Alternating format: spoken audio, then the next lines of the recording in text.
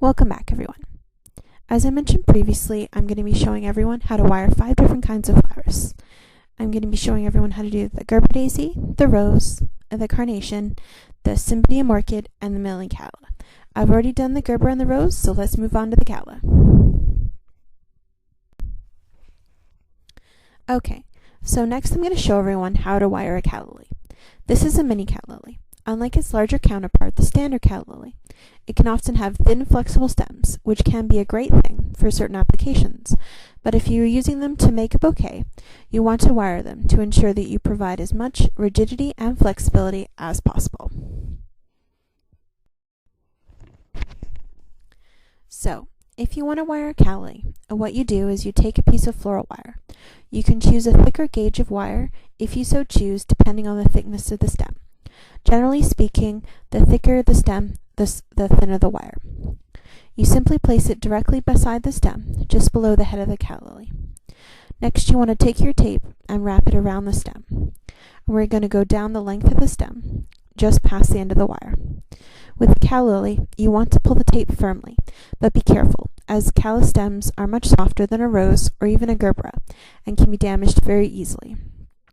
If you damage it by crushing the stem completely, you'll want to start that again with a new Calla Lily, as you won't be able to use it for your project. Again, just once you have reached the bottom, simply tear the tape, and again, start at the top and work your way down, making sure that the tape is taut and smooth.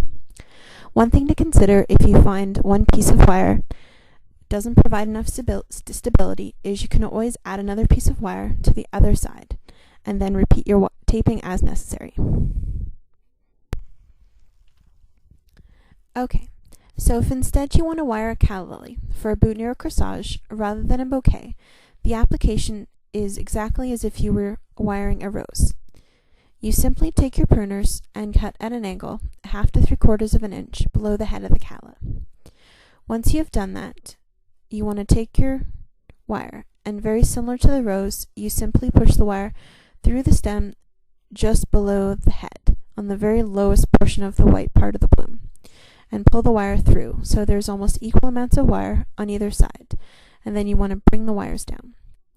Next, you want to take your floral tape and start just below the head, firmly but gently pulling the tape down the stem. You'll notice as you do this more often that there will be slight variances between different types of flowers and even different blooms, and you will learn when to use a firmer or gentler touch. It all comes with practice. Once you reach the bottom, you can again go back to the top and start your taping, pulling down the full length of the wire.